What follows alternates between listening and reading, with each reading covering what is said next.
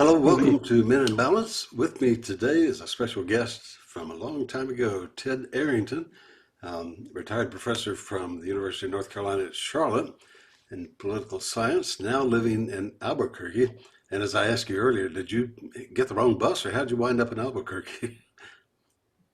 Well, my family is here, and my wife and I both grew up here. So All right. this was our original home. Yeah. If we live in Charlotte, this is where we would be. Yeah, well, great. So it's so good to reconnect with you.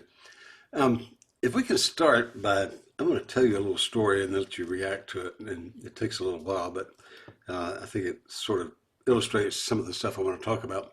Um, Governor Martin, Jim Martin, former governor, lives in the same retirement community that I'm in.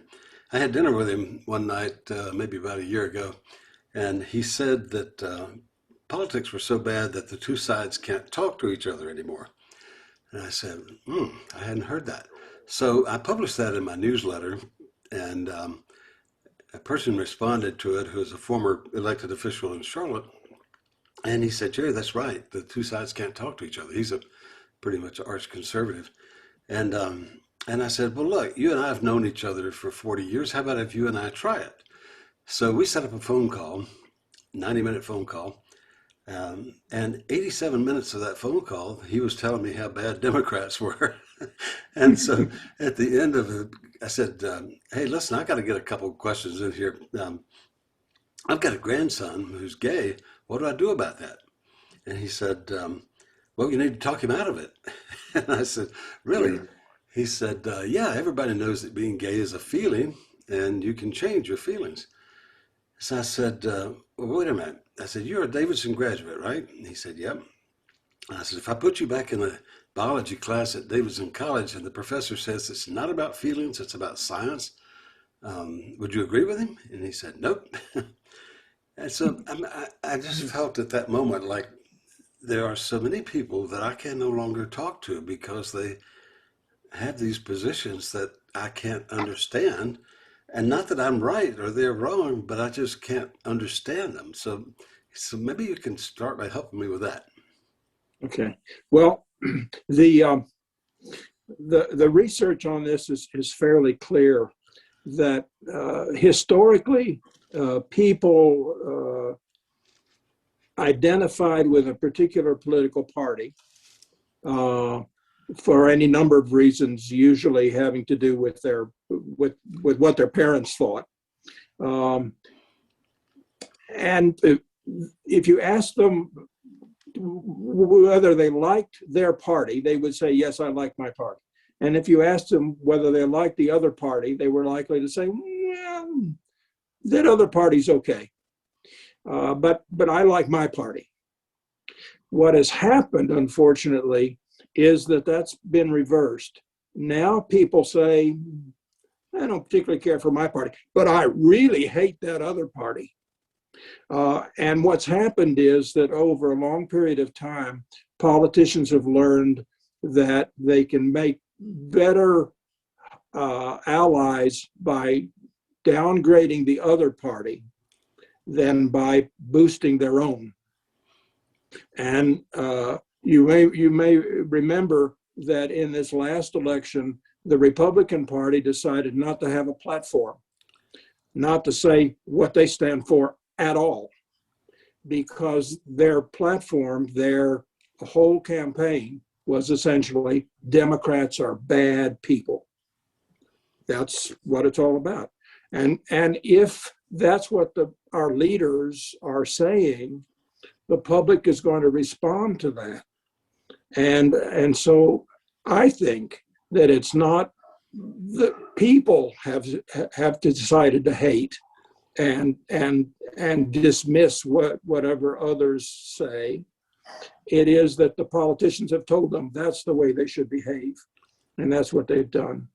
And so it is dislike of the other party rather than affiliation with my own party, which has come to be the dominant feeling. Now, as for this missing facts, I'm afraid that all kinds of facts have simply become politicized. They're not facts anymore. They're simply what the other side says. And I don't know how to fix that. Trump has made that worse, I think. President Trump has made that worse because his main view of things was to lie, even about things that didn't matter, like like the size of his inaugural crowd. But it was in there long before that that people have said, I believe certain things and I am not willing to change. In fact, I'm getting out of my field here, but let me for a moment. People who look at brain chemistry say that when you have a political view challenged, the part of the brain that's activated by that is the same as if you're threatened. Mm. It's very much, that's what it is. And so when you say to somebody, what you believe is not factually true, they feel personally threatened.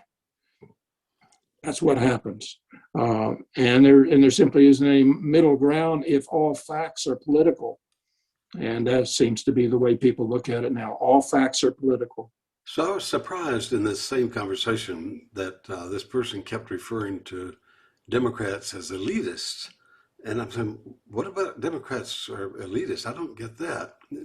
Can you shed any light on that? Well, both sides call the other side elitist. It depends on which elite you're talking about.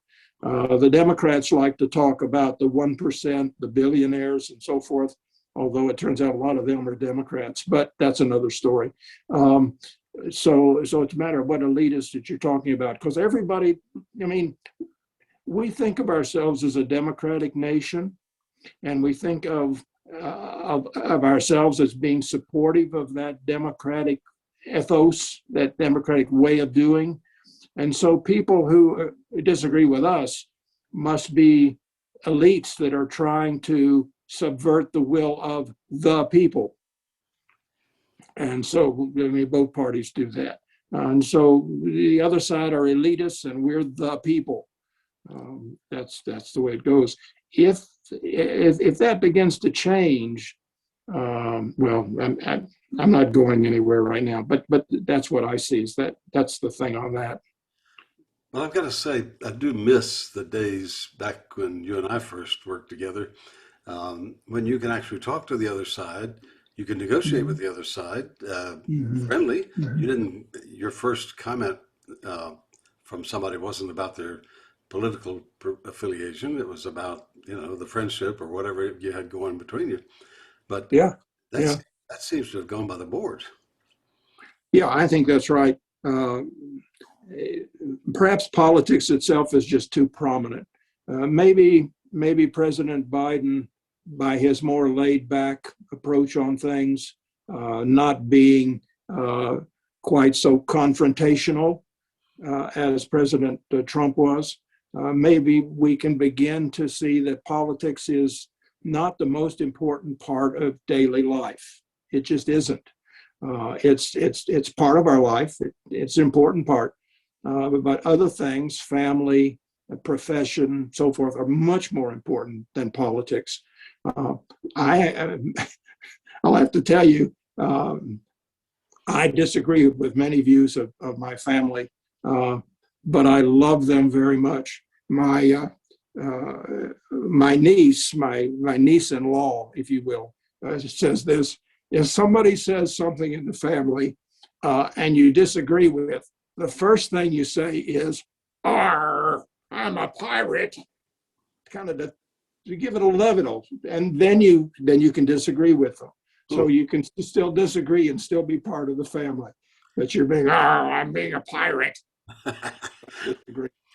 Well, I posted something on my Facebook page a few weeks ago that says something to the effect of, I went on to Facebook and found somebody who I violently disagreed with and read their comments and then just moved on. Well, but you bring up something very important, and I think this has led to a lot of this. It used to be, back when you and I started, there was what you called mass media. Okay, that is, we all consume the same media. The Albuquerque newspaper, the Observer, everybody who was important in politics and those who were interested were reading the Observer. We listened to the radio, to the television stations. They were giving mass media, meaning that the media was intended to be consumed by all kinds of people: Republicans, Democrats, well-educated, not well-educated, whites, blacks, Presbyterians, Catholics, whatever. Now the media is, especially the social media, is aimed at particular audiences. It's not mass media anymore. And so people are consuming only things that they really already agree with. Especially that's true in terms of the social media. And that reinforces this idea that I'm right, my facts are the only facts, and the other guy they don't have the right facts, and they're wrong. And so, and inevitably even that they're evil. Okay, because they hear the same thing and it's repeated. It's called an echo chamber, and that's a very very good idea there. And we didn't have that before. I think the social media is clearly a bad thing for this country. I know people love it. I don't do it. I don't have Facebook. I don't have LinkedIn. I don't have Twitter. I don't have any of that stuff. What I consume is truly mass media, and therefore I get different sides of things.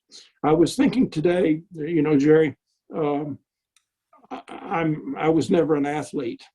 That's an understatement.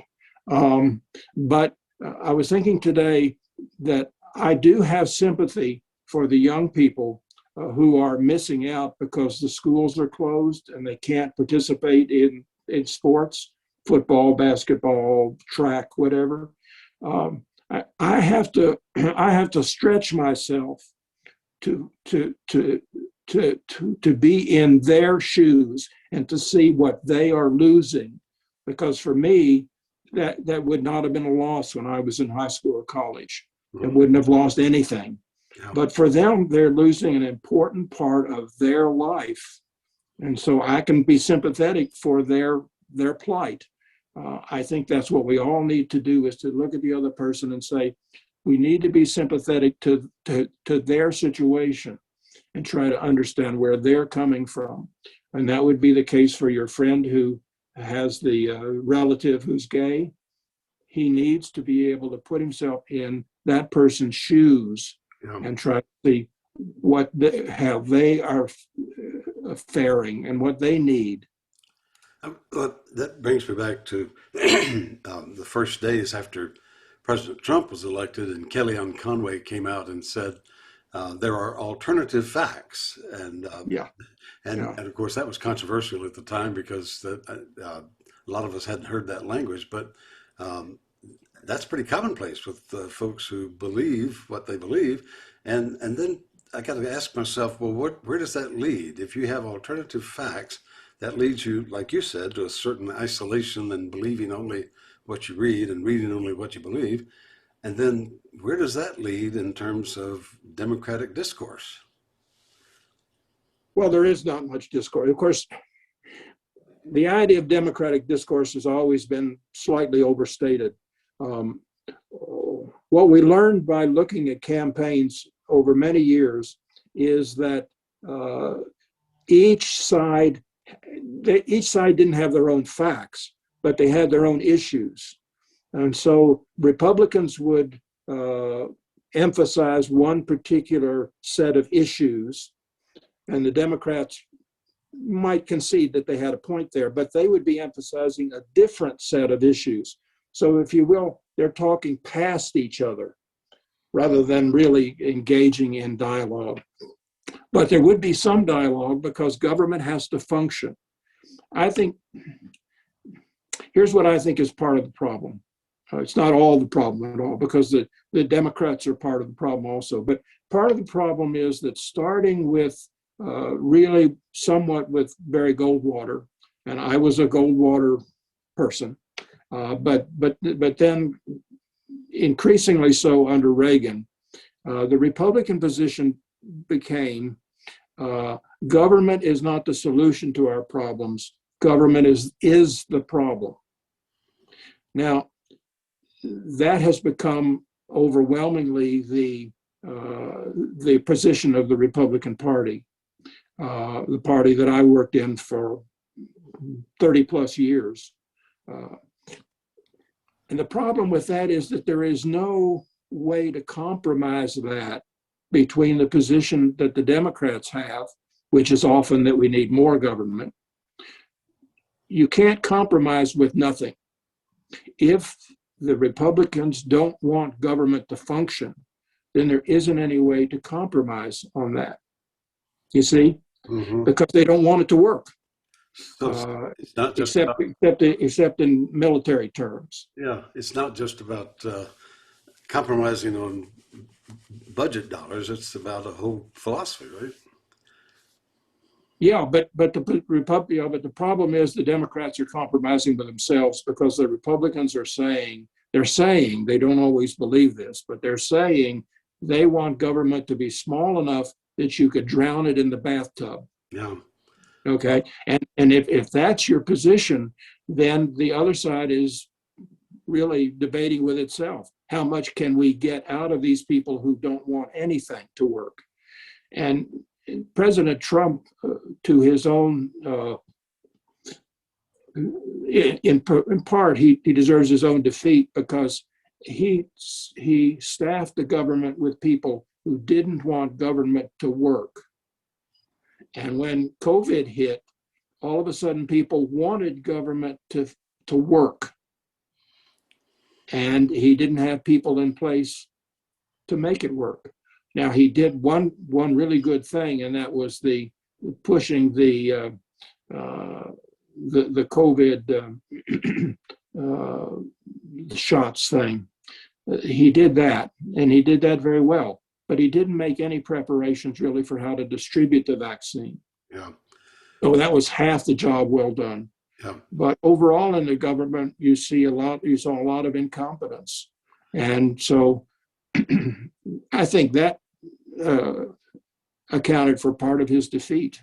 I said last year when Time was considering its Person of the Year that it really should be the career government employee because they really kept the government going for the last several years when there seemed to be no leadership to direct them. Well, that's right, Jerry, and they're keeping it going right now because most of the political appointments have not been approved by the Senate yet. So a lot of the decisions that are being made right now in government, especially in the environmental area, are being made by permanent employees of the government because the political side of that hasn't been approved by the Senate yet. So, and yet you'll see that those are decisions that are being made that are the exact opposite of the decisions that were being made under President Trump. Right.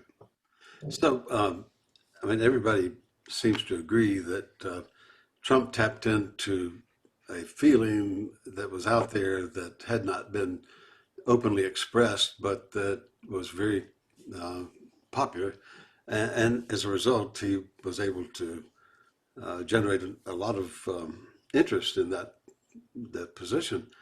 But how does one go from that to being a cult figure that people just believe in, right or wrong? Well, part of that is that we have, for many years now, overemphasized the presidency. The Congress has delegated to the executive, primarily to the president, but also to the bureaucracy, all the powers that the founders really intended that the Congress should have. And it's okay for the presidency to be an important, even the most important part of our national government, but it's not the whole national government, but people have really come to see it that way. So I think we've overemphasized the presidency, and Trump as president, he knew how to use that. He's very much the showman, and he will continue to be the showman and therefore generate a lot of attention. I don't know exactly how he came to be the cult figure that he is. I don't have a good answer for that. But part of it is the overemphasis on the presidency. It shouldn't be that important. And Congress needs to step up and take back much of the authority that they've given away. And we know why they gave it away, because they're spending more time raising money than they are legislating. Even a senator who has a 6-year term ends up spending most of his or her time trying to raise money and therefore not paying attention to legislating. And so they throw that off and let the president decide it. That's been a pattern for a very long time. So I think the best evidence that Trump is seen as a cult figure was the January 6th insurrection at the Capitol, where people felt they were doing his bidding and following his instructions to disrupt the voting process. And that goes back to what we were saying, other than this business of your own facts. Yeah. The big lie, as it's being called now, that the election was rigged and that it wasn't a fair election. And clearly a lot of people believe that. A lot of Republicans believe that. Not all by any means, but at least they say they believe it.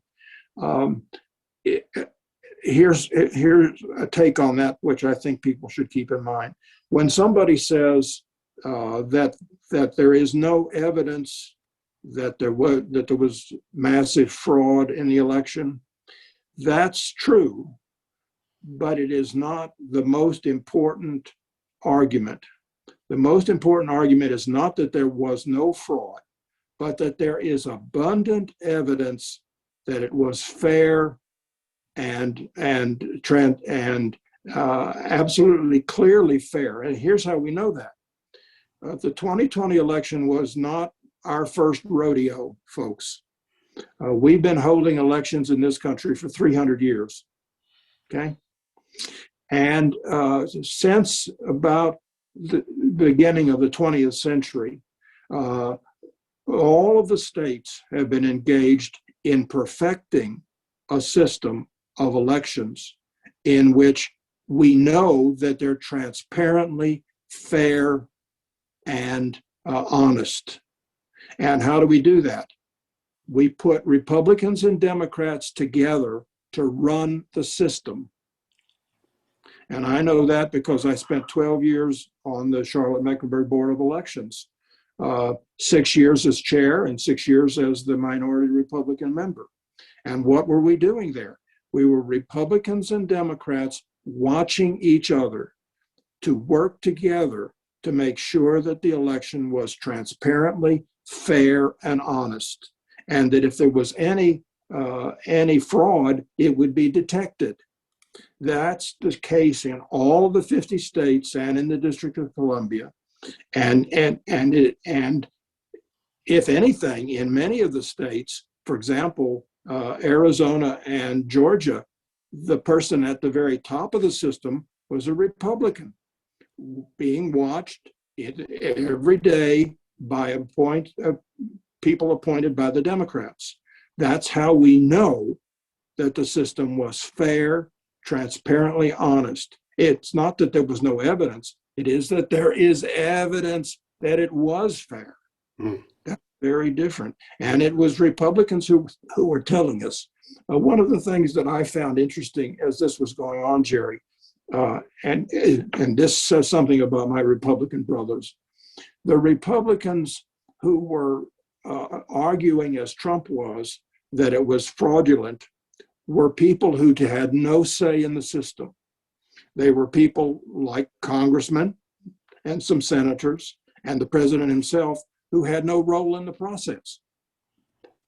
Republicans who had a role in the process, who could actually have done something to handle this alleged fraud, said it was fair. For example, most obviously, the Secretary of State and Governor of Georgia.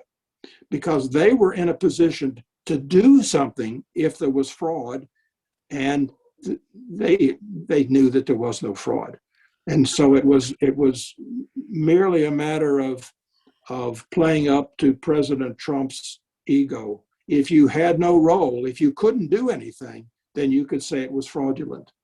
Well, If you had to do something, if you were the Secretary of State or a governor or something like that, so that you had a role in the process, they all said there was no problem.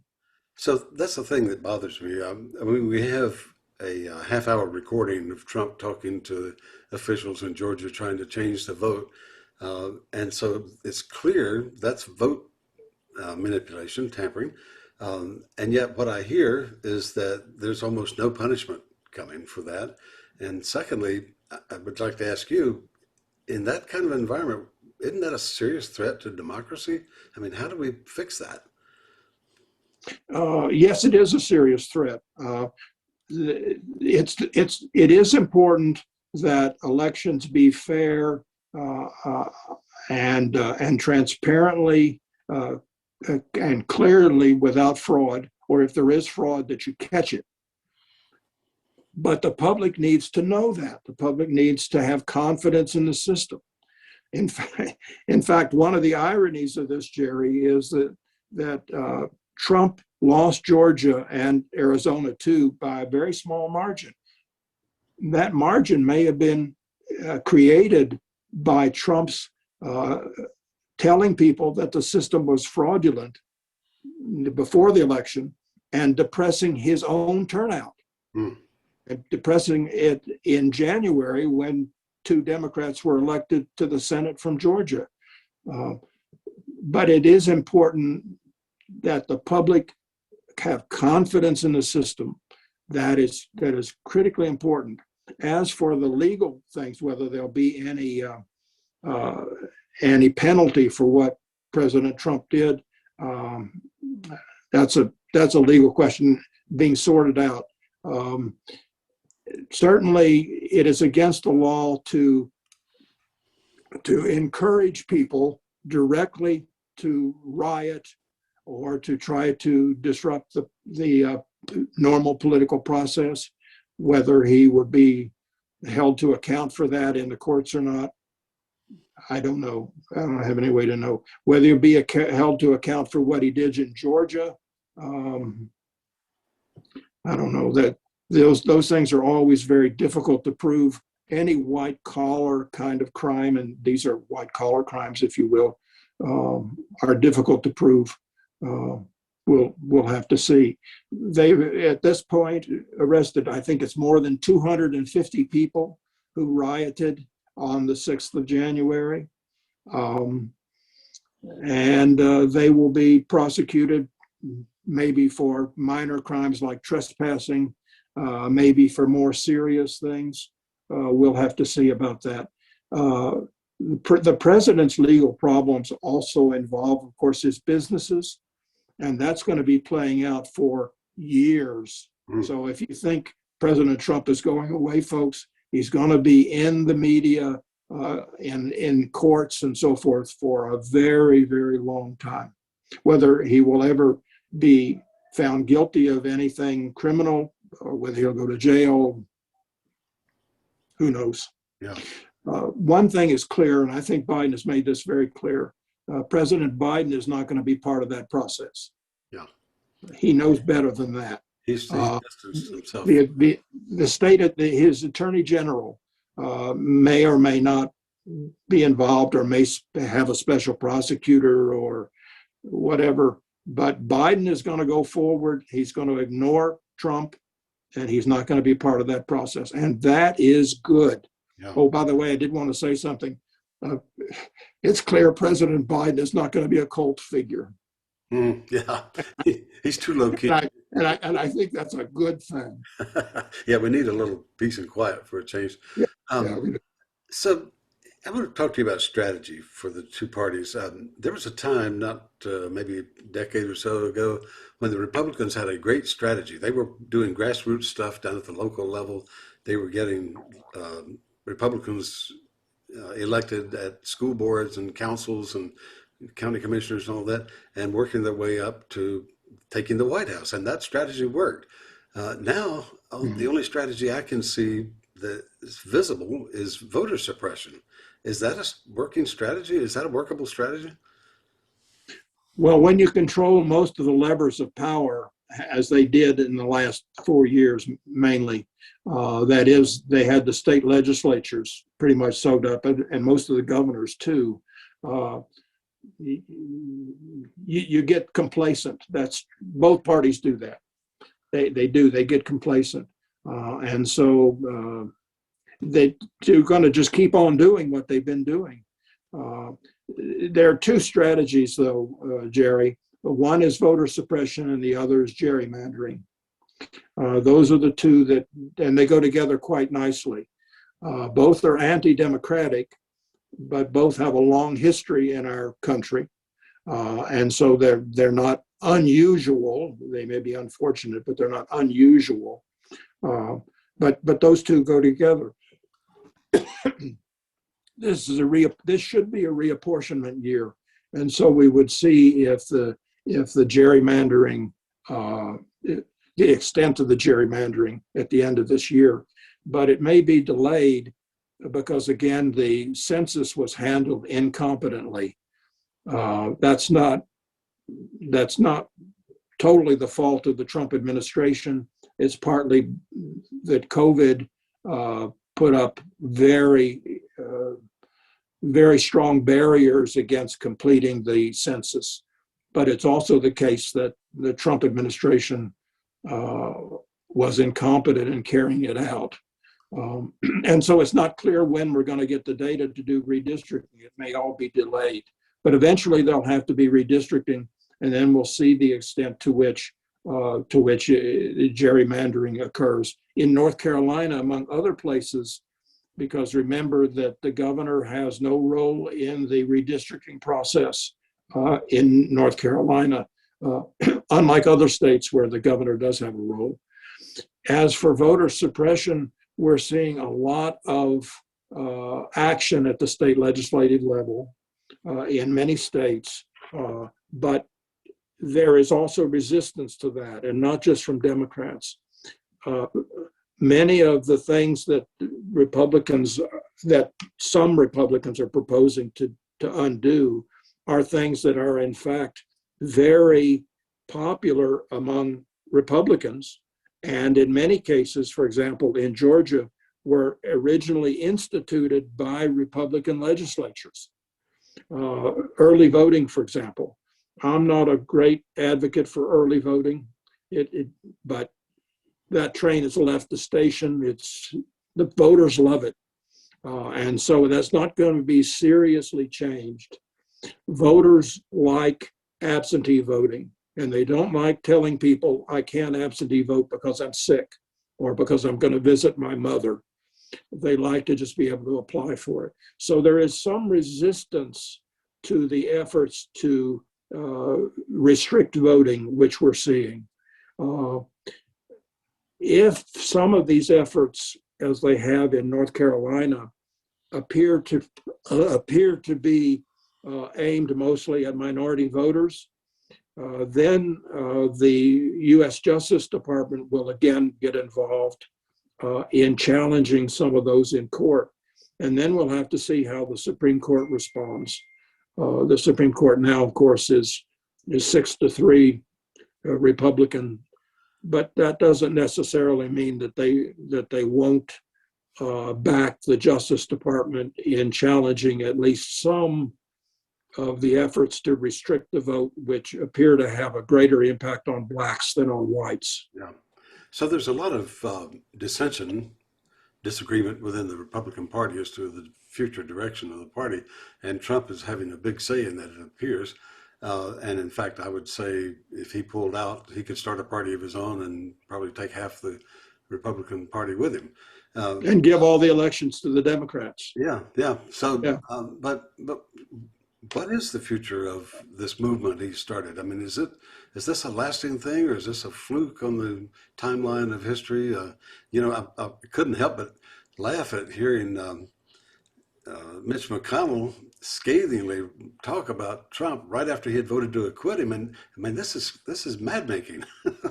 So, what is the future of that movement?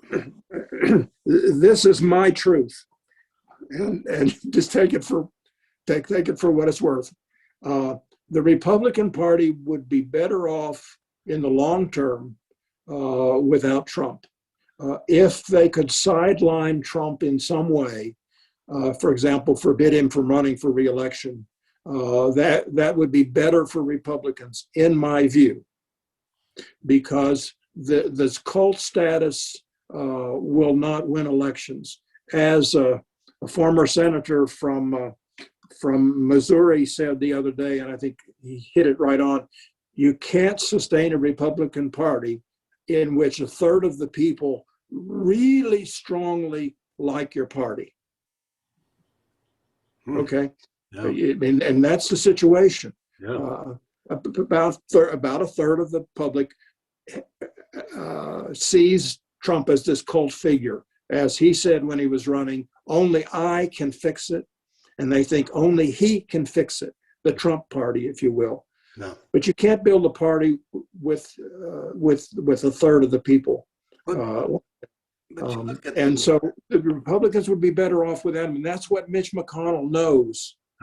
But how do you get there from here? Because at this point, about 80% or so, maybe more than 80% of the Republicans say that they want Trump to run again. They see him as the head of their party. So how do you get over that? Part of the advantage that the McConnell wing, if you want to see it that way, has is that he's no longer president. Yes, he still can make statements and the press will cover it. Yes, the public still likes him, but he doesn't have the power of the presidency any longer. He doesn't have that megaphone, that big megaphone that the president has. And so he might fade. Ted does not know. He might fade over time. And it will partly depend upon whether there are other Republicans like McConnell who will oppose him. Up till now, the Republicans who are opposing him are people who are out of office or going out of office, like Senator Burr. Right. Senator Burr stood up and voted to impeach President Trump. Now, it was not the first time that Burr had done something that Trump didn't like.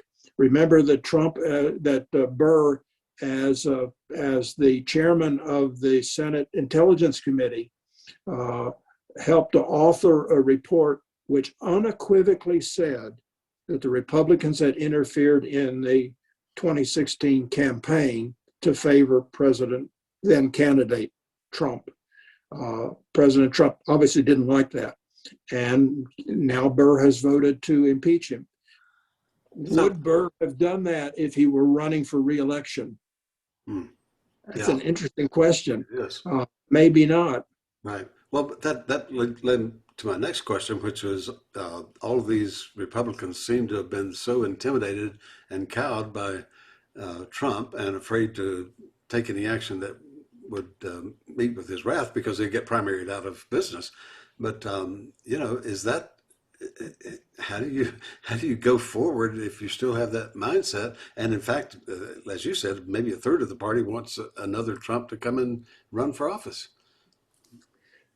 Yeah, and we'll begin to see that in the primary elections next year. We'll look very carefully at the candidates in the Republican primaries that President Trump endorses and those he opposes, and the extent to which he spends the money he has available for that purpose. That will tell us how serious he is about enforcing his control in the party and how successful he can be. Historically, and history sometimes repeats itself and sometimes it's different. Historically, presidents, even sitting presidents, powerful ones like Franklin Roosevelt, were not able to impose their will on primary elections for Congress or for lower offices either, or for governor. If Trump can next year impose his will consistently, then he remains a power.